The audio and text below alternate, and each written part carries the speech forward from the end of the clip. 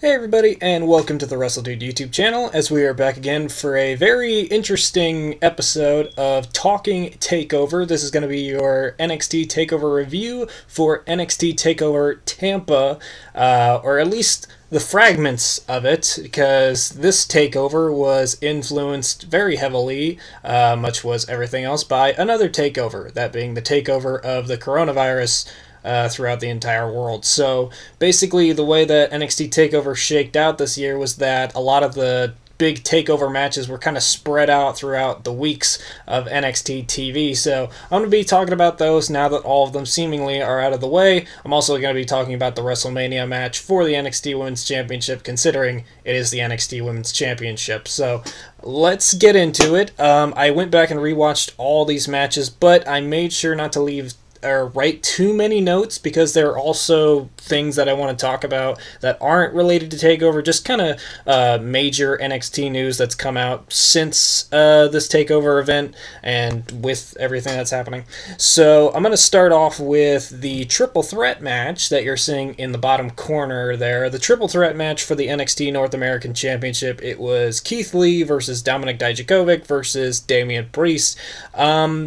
This was kind of the big match where I mean, all of these matches needed a crowd. Like, watching wrestling without a crowd is just, it's very, very weird. I feel like a lot of wrestlers are kind of making it work, you know, like, while all the trash talking during the matchup. I'll talk about that in kind of the main event with Gargano and Ciampa, but I feel like the trash talking is working. This was really good.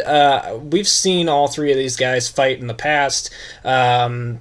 It was a really good matchup. I didn't really take that many notes throughout it. I kind of just wrote down the finish here, which the finish came when Daiichi had Damien Priest up for the Feast Your Eyes, but Damien Priest was holding on to like this lead pipe or something that he seems to be carrying to the ring with him all the time now. So he has the lead pipe in his hand. Daiichi brings him over to try and go for the Feast Your Eyes, but Damien Priest gets the pipe up in the way, so Daiichi basically knees the pipe and hurts his leg. Then Keithley gets back in the ring, pounces Damien Priest out of the ring, gets hhim out of the equation. Daiichi is grabbing at his injured knee. Keithley picks him up for the Big Bang Catastrophe, picks up the win. Good match. I don't know where Keithley's going to go from here, even a couple of weeks later on from that matchup, and I still don't know where Keithley's going on from here, except for there was a little bit of a promo cut on him by Gargano and Candice versus him and Mia Yim, but I mean, we'll talk a little bit more about that when the time comes here. Next up, we have the women's ladder match. This was the number one contenders women's ladder match for Charlotte's NXT Women's Championship. Obviously, we know who the winner of that was, but I still wanted to talk about some of the key points for it. Ladder matches, I feel like in this time, are very, very difficult, just because there are so many high spots and crazy stuff like that. And like, if you get really, really hurt during one of these matches, I would feel so bad, because you're basically, I mean, obviously people are watching at home, but you're basically doing this stuff and hurting yourself for nobody. Like, if you get hurt, then you basically just hurt yourself for no reason. But like I said, there are still people that are watching at home and are still getting entertained by it, which is influencing the next TakeOver event. I'll talk about that also a little bit later on. But there was some fun moments in this matchup. A lot of them I kind of wrote down, because when I was originally watching this matchup, I was really hoping that Mia Yim would have won. Obviously, we know that that didn't happen, but a lot of the notes that I had taken for this matchup were with the idea that Mia Yim was going to win. So these were the notes that I took live and kind of condensed them down. So there was a lot of good stuff during this matchup. There was a point where Dakota Kai was like getting attacked by Candice, Mia Yim, and Tegan Nox, which was very fun.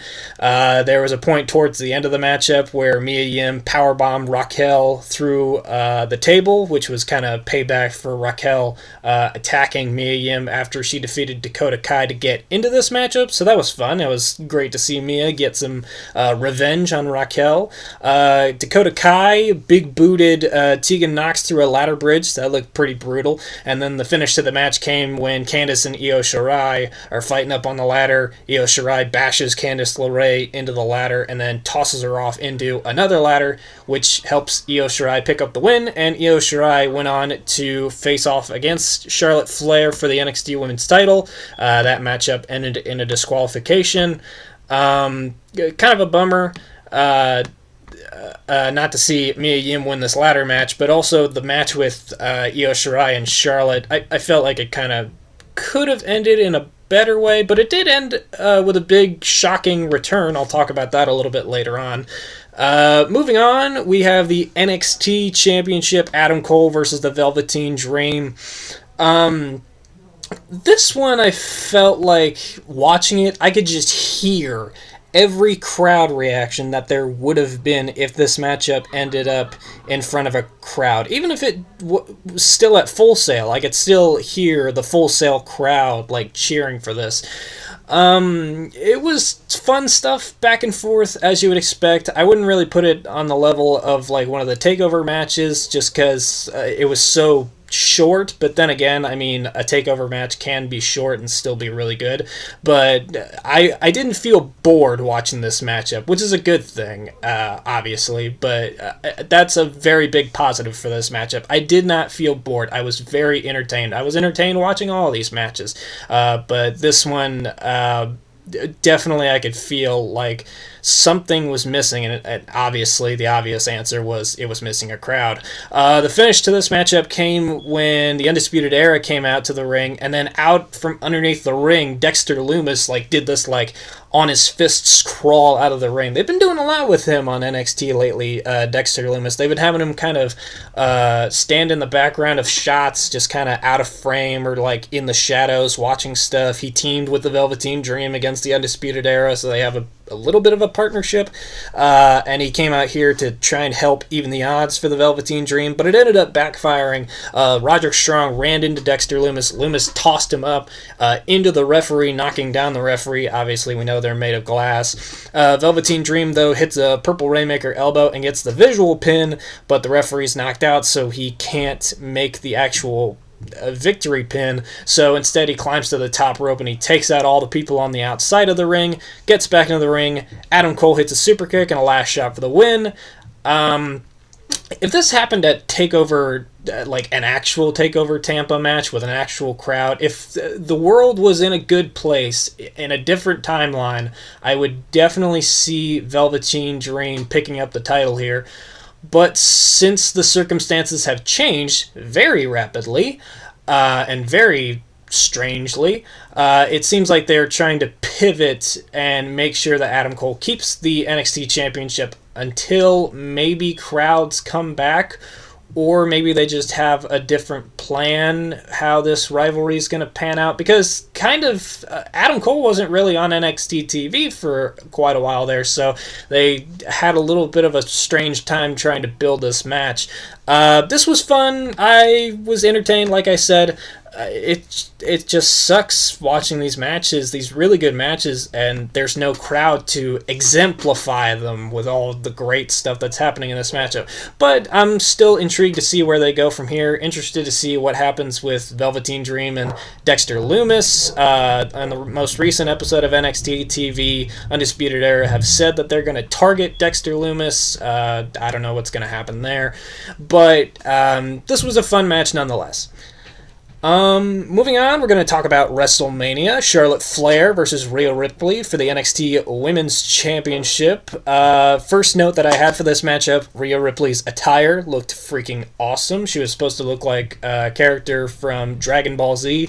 I don't watch Dragon Ball Z, so I don't know the character's name, but I did end up doing a couple drawings of Rhea Ripley's outfit in the Dragon Ball Z style, so if you want to check that out after the video's over, go down to the description and there will be a link to the website. You go there, you go to the WrestleDoodles section, and it will be there. You can check it out, and you can even download it for a wallpaper for your phone or your laptop. So, now that I got the cheap plug out of the way, let's get on to this. My original notes for this matchup was...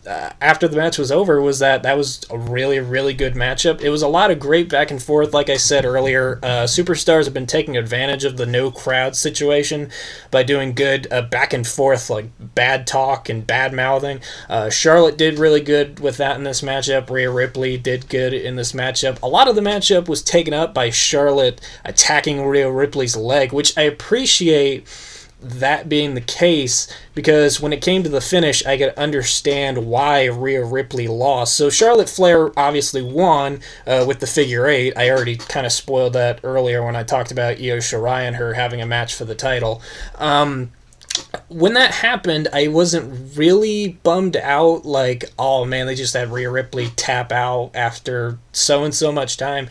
They built it. They had Rhea Ripley's leg be taken out a lot. They had Charlotte attack the leg a lot. It made sense. I did, however, have a note here that basically says, like, I didn't really think that Charlotte needed to win. I don't know. I've listened to a lot of news and stuff like that saying like Charlotte was owed this win or something, and something about Rhea Ripley's work visa and stuff like that. You know, I can't really speak on that. I don't really choose to go that far into the business, but just seeing Charlotte win just kind of bumps me out, just because I am a big fan of NXT, and I really wished that Rhea Ripley picked up the win here over Charlotte. I feel like that would have put her even higher up on the pedestal in NXT, even higher than she already is. But, you know, her losing here, I'm going to give it the benefit of the doubt that this doesn't hurt her that much. I mean, obviously there's no crowd there to really gauge the response that she would have if crowds would be cheering her less, or kind of just giving her no reaction, or not buying into her that much anymore. But I remember she put out this video on Twitter that I had retweeted where she basically said, like, fans don't give up on me, and obviously I'm not going to. I'm still a big fan of Rhea Ripley, and I really hope with what happens later on that I'll talk about, I really hope that this leads to a rematch between Charlotte and Rhea, and hopefully Rhea can win back that title, and hopefully we get to see another version of that attire, because it looked fucking badass. I know I'm not allowed to cuss that much on YouTube, but I'm gonna go out of my way to say it looked fucking badass. Anyways, we're moving on to our main event, which was also fucking badass. This was Johnny Gargano versus Tommaso Ciampa. They billed this as the Black Heart versus the Rebel Heart, one final beat, which I kind of like that. I thought that was very fun for them to add that little tagline. So this was a type of cinematic match, the type that we saw with the Boneyard match, and also with the recent Money in the Bank ladder match, and with kind of the Firefly Funhouse, although that wasn't really much of a match. That was more of just a mindfuck. But this was more of a cinematic style matchup in an empty warehouse, not even in Full Sail or at the Performance Center. This was just at some like random warehouse somewhere with a ring in it. And so Candice LeRae drives Johnny here, and she drops him off, but she hands him like a paper bag, and that'll kind of come off later on at the end of this matchup. It was Chekhov's bag from Candice LeRae here. So Johnny walks in, Tommaso Ciampa walks in, and Triple H is just sitting in the middle of the ring, or sitting in the corner of the ring in a steel chair, just kind of slumped over, waiting for him to get there, like a granddad or their dad just waiting for them to come home from like a late night of drinking. And he basically says like, the match is going to start as soon as the door shuts, which I thought was very, very cool. It kind of gave him that, like, Godfather style, kind of mixed with the Joker from that scene in The Dark Knight where he breaks the pool cue and he says, like, we're going to have tryouts, and he just drops the 2 pool cue pieces for the 2 people to fight over. I just thought that was a very fun touch. But, yeah, I took a lot of notes here, but they didn't go really too in-depth with a lot of the stuff that happened. If you do get the chance to watch it, I definitely definitely would recommend it. There was a lot of great back and forth, like storytelling stuff from some of their previous matches. A lot of weapons utilized. At one point, Johnny Gargano used a fire extinguisher against Tommaso Ciampa. Tommaso Ciampa fired back, hitting a powerbomb on Johnny through a table. Ciampa exposed the ring mat again like they did in previous matches. That was good stuff.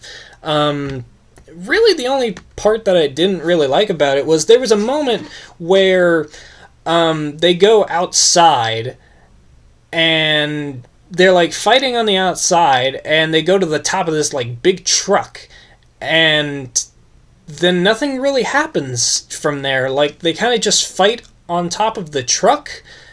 And I'm watching this live, and I'm expecting, like, oh my god, they've gimmicked the top of this truck. Gargano is going to hit, like, some air raid crash on the top of the truck, and they're going to crash through onto an unseen, like, mat inside the truck. That's going to be brutal. And then nothing happened. They just, like, fought on the top of the truck for a little bit, and then they got down off the truck, and then they went back inside. It was just very weird. Like, keep in mind, this entire match stretched through the last hour of the show, so they kind of needed to fill time. That and commercial breaks, they needed to fill time. But it just seemed like they just kind of wanted to go outside, like, oh, we'll get some cool drone shots, we'll fight out here, we'll go on top of the truck, that kind of cool stuff. But, you know, there wasn't really kind of like a wow moment for me that kind of warranted that entire sequence. But I mean, it was still fun to watch. It was just like, out of the rest of the matchup, that was kind of the lowest point, where like I watched it and then they came back from commercial and they were going back inside, and I just kind of shrugged and I was like, so what was the point of going on the truck? But I mean, I don't know. It was still fun. But anyways, yeah, they go back inside, and there's a moment when they're back inside where Tommaso Ciampa hits the air raid crash off the top rope to the outside onto the floor. And this was obviously edited. It was like 2 different camera angles, but the way that they edited it made it look realistic to me. Like, I kind of needed to watch it back a couple times in order to realize, like, oh, okay, they just edited 2 shots together. Obviously, the first one was Ciampa doing the air raid crash onto like a floor mat, or a crash mat, and then the second shot was just him doing the air raid crash onto the floor, which made it look pretty brutal. I'm sure if you watched this and you didn't really think about them shooting it with 2 different angles, you would probably think like, oh my god, he just hit an air raid crash to the floor, which kind of harkens back to the moment where Johnny Gargano hit the big air raid crash onto Ciampa in their street fight at Chicago, which was a very fun callback. There were a lot of good callbacks here. Speaking of which, there was a moment where Ciampa gets a crutch and starts attacking Johnny with it until it like breaks off into a bunch of different pieces, and then they both grab a piece of the broken crutch and basically just like stab each other with it, and they both fall down to the ground. At this point, Candice comes back to the show, or comes back to the arena, like, okay, it's been an hour, the match is probably over, and sees that it's still going on, and they're both just, like, knocked out. So she gets into the ring and starts complaining to both Johnny and Ciampa to basically just, like, stop, and she starts yelling at Ciampa, like, you ruined my life, like, look at him, I hate my husband. Sorry, I have to burp. I hate my husband and all this stuff. And then she says, like, if you're not going to finish it, I am. She turns around, she kicks Johnny in the nuts, and she just walks off, and Ciampa watches this. He's in complete shock, and he finally realizes, like, oh my god, I've done so much crappy stuff. I've ruined a marriage and all this jazz. And so Ciampa starts to feel bad. He sits down with Johnny, and then he starts, like, lifting him up. And then at some point, out of nowhere, Gargano just, like, mouths something to Ciampa. I wasn't able to go back and hear it clearly before I shot this. But then out of nowhere, Candice comes back and kicks Ciampa in the nuts. And then Gargano reveals that he was wearing a cup. That's what was in the paper bag. And so Johnny and Candice smile at each other. They give each other the evil little smile. Gargano lifts Ciampa up for the fairy tale ending. He hits the fairy tale ending onto the exposed wood. Gets the win. Gargano and Candice now effectively have turned heel in NXT, although I'm sure if you guys watched my takeover review for Portland, you'll obviously know that I don't really think that Gargano is the heel in this situation, and Candice, I think didn't really turn heel here, but that's obviously what they're portraying them as on NXT with like the weird like dinner promos that they've been doing where like Candice and Johnny are like talking, and then out of nowhere it will just turn like black and white, and they'll talk to the camera and say weird stuff. I don't know. It's just weird promo stuff. I don't know. Maybe I don't know. It's just kind of goofy, but if it's the way they want to portray them, I feel like that's fine. But just to me, I don't feel like Gargano and Candice in this situation are the heels. I still feel like Ciampa is the bad guy. I just feel like Ciampa had a moment of clarity, like, oh my god, I am a bad person. Maybe I should start to be better. But like, moving on from the Gargano feud, now that he's lost to Gargano, it's interesting to see where Ciampa's going to go from here. Which we basically get teased with at the end of this matchup, because Johnny and Candice, they go outside, they're leaving, and they're like limping to the car, and in the background you see a shot of Killer Kross, now known as Karrion Kross, and Scarlett in the car, and many people speculated that Kross was going to be going after Johnny, since he could do the whole couple versus couple thing, but on a recent episode of NXT, we saw Tommaso Ciampa get attacked by Karrion Kross, so that's basically going to be Ciampa's next feud is against Kross, and then Johnny Gargano and Candice are having their rivalry against Mia Yim and Keithley, apparently now. Candice got an updated heel look. She's got cool purple hair now. I like it. New theme music, obviously. Gargano got new theme music too. R.I.P. Rebel Hearts. That was a fun song. I'll probably have to listen to it a lot on YouTube now. Something that I've noticed a lot with NXT heels is kind of like once you turn heel, it's basically like you get a gift card to Hot Topic. You have to go out and buy like a whole bunch of like dark clothing. You gotta start acting a little moodier. You gotta change something. Io Shirai switched to leather and evil stuff. I don't know. It's just kind of been, Dakota Kai kind of did the same thing. It's just kind of been something that I've noticed with NXT heels. I feel like Finn Balor is kind of the only one that's kind of been keeping it constant. I don't know. He's wearing a lot more black, and he's just not smiling a lot anymore, but I don't know. It's kind of just been something that I've been noticing. But those are all the takeover matches from what I assume was going to be some of the card for TakeOver Tampa and the WrestleMania match. But I'm going to talk about some NXT news here, but before we get into that, I would like to plug something.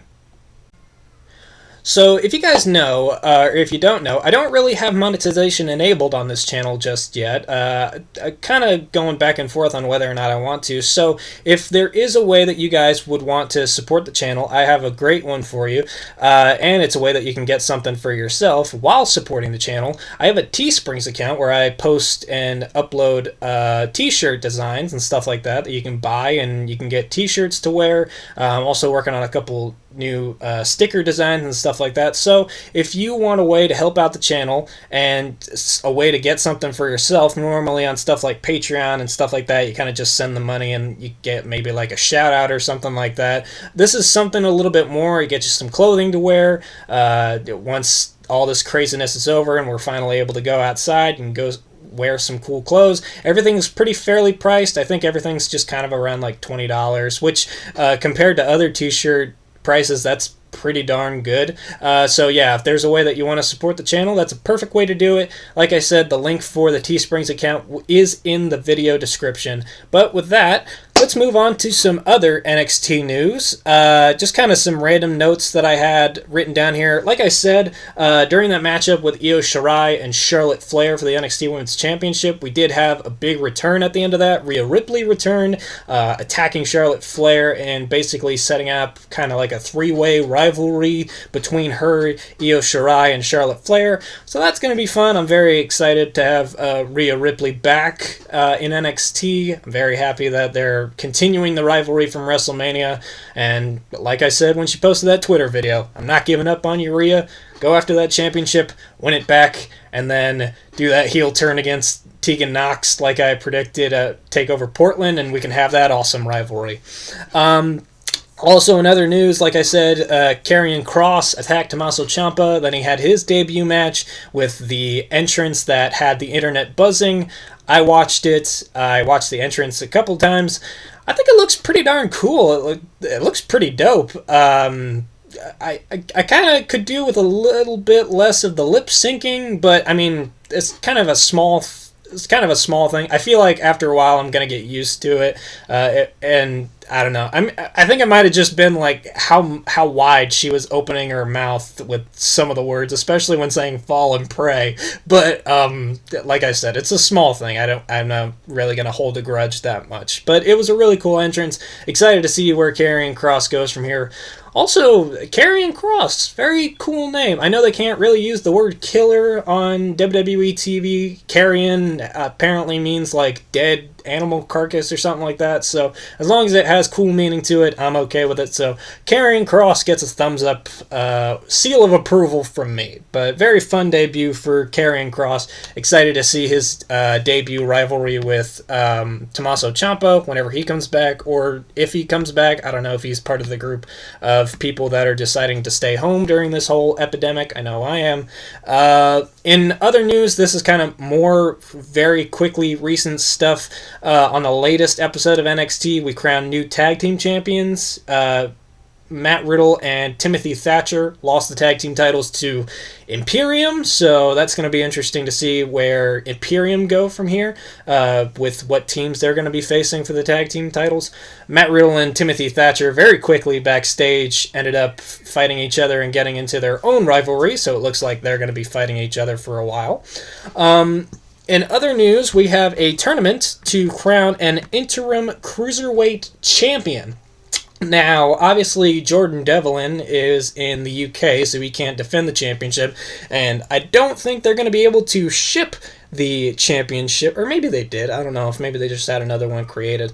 But obviously, the point is, Jordan Devlin can't defend the title, so they've put together basically their own G1 tournament to crown the new champion, so it'll be interesting to see who wins the title there. I've watched a lot of the matches. I've been very entertained, and with the whole situation with Drake Maverick, a lot of his matches, I'm just cheering for him that much more, for him to win those matches, win the championship, and somehow find his way to stay in NXT. And the way that they're pushing it so much is really making me think that that's the way they're going to go, is have Drake, like he's secretly been rehired and they're going to have him win the championship.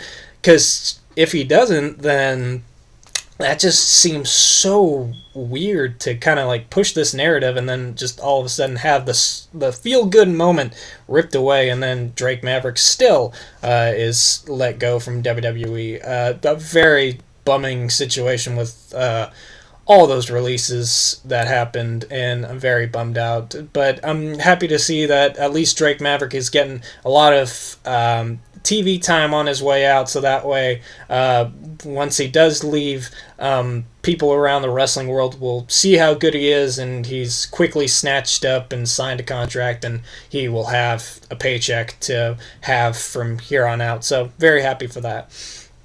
And the last thing that I wanted to talk about here is actually the announcement of the next TakeOver event. They are calling it NXT Takeover In Your House, which is a callback to the old WWE or WWF In Your House pay-per-views, which sounds very cool. It's a very smart idea, considering a lot of us are spending a lot of time in our house. So very excited to see that pay-per-view name return. I've kind of been meh with a lot of the NXT TakeOver names. Like, I miss the days of NXT TakeOver R Evolution and stuff like that. Like, it just kind of bumps me out when we just do, like, NXT TakeOver, insert name that the place is going to be here. Like, it really bummed me out when they did NXT TakeOver Portland. Just, Portland doesn't sound like a very gravitas name. Like, NXT TakeOver Brooklyn sounds cool, but it doesn't work for all of them. So NXT TakeOver in your house is going to be fun. Seems like there's going to be a lot of rivalries that are set up for that. I could see Velveteen Dream and Adam Cole going that way. Rhea Ripley, Io, and Charlotte could probably be a matchup there. There's got to be a tag team title match. Gargano could be facing Keithley for the North American Championship. I don't know. We'll see. Tegan Nox and Dakota Kai could have another match. I don't know. We'll see. Like I said, there's a lot of different pathways that could lead us to that next TakeOver event. But name and all, it sounds pretty darn fun.